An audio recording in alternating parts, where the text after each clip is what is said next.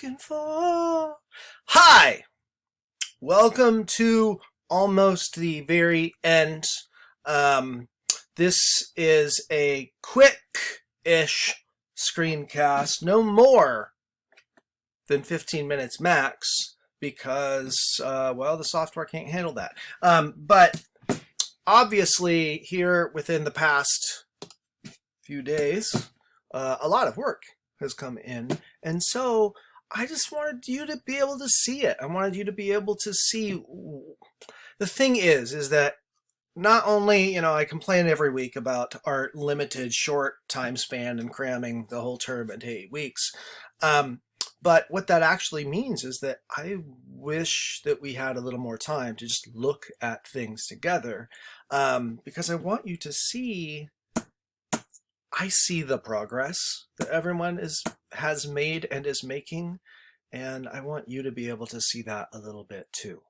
I mean, you get to see it individually with your own work, but that often feels bad, right? Like we're our own worst enemies, we're our own worst critics, and I want you to see how good you are and how far you have come. Now, what I've done is I've just gathered together a bunch of stuff in one folder, and I've lumped a few things together, one being the time travel, what's come in so far, and look at how good these look in terms of the corrections, the retouching. I should have put in the original so you could see, but I'm recording, so I'm not going back.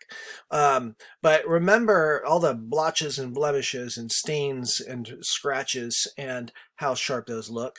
The next batch here comes from part 2 of the time travel assignment, where you are bringing in elements of the contemporary world and mixing them in with the world from the past. Like you can see some of these look really sharp. I think that looks really pretty good. This one looks really great, right?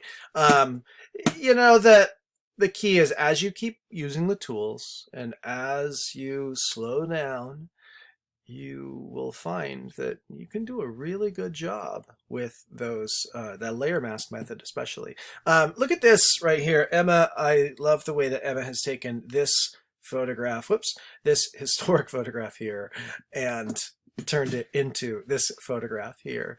The only problem with this one, Emma, is that I don't believe that anyone likes the band Green Day. Is that real? Does anyone like that band? Yeah. Burn! Little rough here on the trees, but also a really nice idea where Griffin literally photographed the contemporary site of the historic photograph. Anyway, lots of creative approaches. Now, here is where we get into the few that have come in so far. Not all that many, but some of you have started turning in the prompt reply number 2 assignment.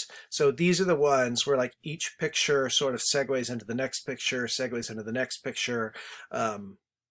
There is one batch. Here is another batch. Now, in this case, I guess they're tiny because the files were maybe sized incorrectly. We'll just skip through that, I guess. Here we go. So sort of watch this and note these sort of interesting connections from image to image.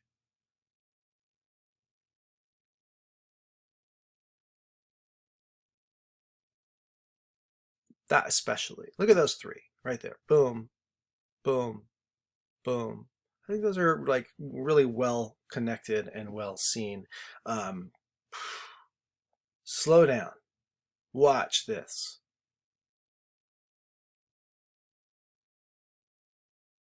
Now, one thing that Erica has done here, in addition to really thoughtfully shooting and sequencing, is all of these pictures are also based on one place. So a very well seen and well connected thread between all of these different locations in Long Beach, Washington. Hey, while I have you, what's my time? Okay, there we go.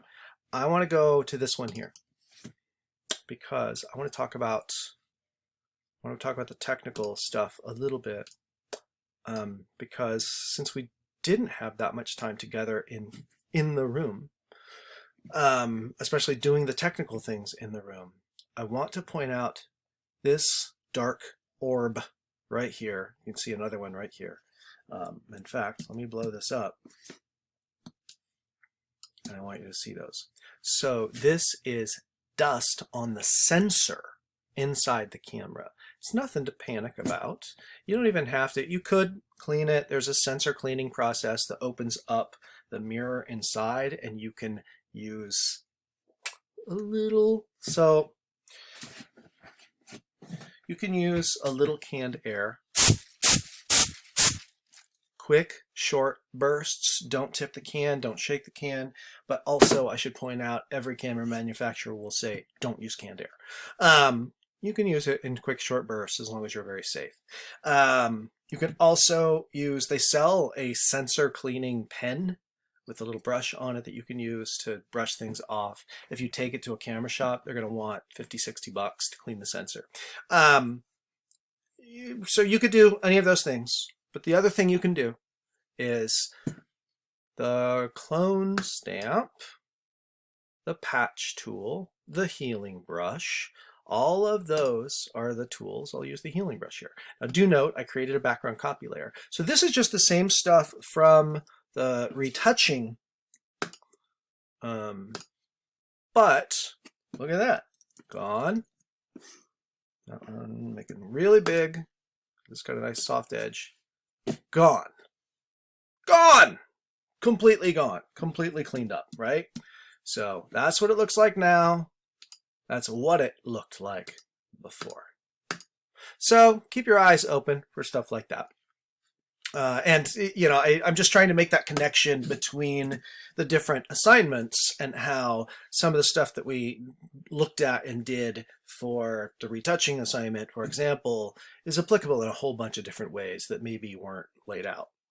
The rest of the pictures in here are just various odds and ends that came in from the different prompts for mostly PR1 and PR2. In certain cases, there might be Order Out of Chaos pictures that are in here as well. Look at that. What a lovely photo.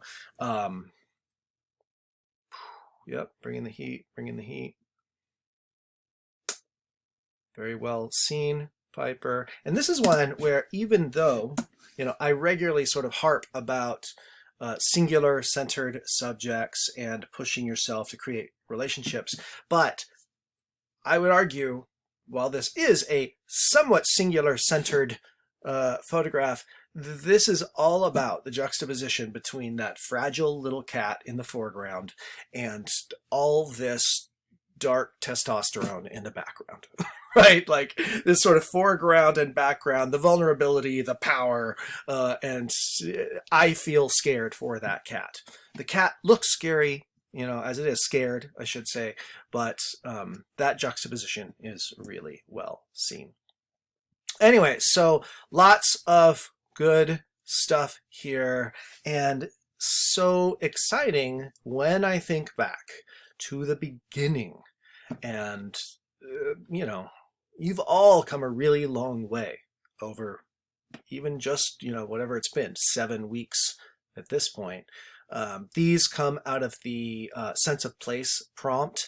Really well seen details that get across, I would argue, what a place feels like, rather than just what it looks like. You know, these great little details, this basketball hoop, this weird sign that says pipe. Here, Ethan's done this great juxtaposition between all the different we're hiring signs and just the sort of homeless camps that are all over the place. Also, in a way, like, you know, in the Farm Security Administration stuff and around then, in those connecting the dots talks, there's a fair amount of discussion about just exploitation and how typically we see it with homeless people. And I think this is a nice way of sort of juxtaposing those two different worlds, but it's not like, it's not exploiting anyone. There's no direct, in a sense, sort of tourist motivation to like photograph the homeless people. It's sort of juxtaposing these two different parts of the world and the economy. The only thing to go even further with is to dig into that question of like, why do we have so many people who are without homes right now and so many jobs that are open right now? Um, you know, what's the deal with that? Anyway, Brennan here, photographing sort of time capsule of sorts of this particular time in our lives. Really nice example here of just this juxtaposition. This is a good example of like, I think Brennan's seeing some really nice details. The whiskey bottle, the football on the TV, the cat. To do it again, Brennan, just go move that lamp. I know that that's an intervention. I know that that's a bold move, but that photo would really pop if you just pulled that lamp down and threw it out the window. All right, you don't have to throw it out the window.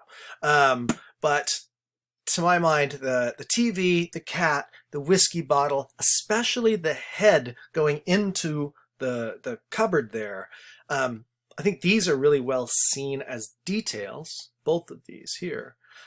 But these two sort of work better as complete photographs where the details are given context, whereas these two, it's kind of like the detail, but I think there's more that could be done with them as individual pictures, right? Same with this one too. I think this is really interesting. This is one where just a change of vantage point and doing something so this, what I assume is a clothesline, isn't strung around his neck visually, but you know, there's something working there in terms of the content of the picture. Oh, it looks like this is a time travel one that maybe I didn't put in the right spot, but old and new colliding together in space. Look at this world that Dinara has created right here between these different pictures. A really nice juxtaposition of sort of creating a sense of place of a new imagined world to my mind. Boom, lovely photo. I forgot, sometimes I'm often critiqued for my loud keyboard use. I'm going to try to bring that down, slow down. Let's see, time-wise, I'm about out of time. I don't remember exactly how much I have left in here. But all of these, I think, are well seen, nice approaches to the prompt, funny little sense of scale going on between those. Keep it up. I mean, for many of you, I assume that this is maybe already the end, that you're done and just putting together your final things at this point. Some of you might still have, look at this great juxtaposition between the cake and the bottles in the foreground. Oh, man, look at that photo. What a humdinger, right? So well seen and such a great response to the, whatever that prompt is called, thicker than water prompt about photographing family. Everyone together as a family. There you go. Anyway, very well seen. Super exciting to see how far you all come. Hot damn, good work. Keep it up. The final pushes here. Cross that finish line. Push that baby out. Whatever analogy you need to finish this sucker up and go out on a high note. Go get 'em, team.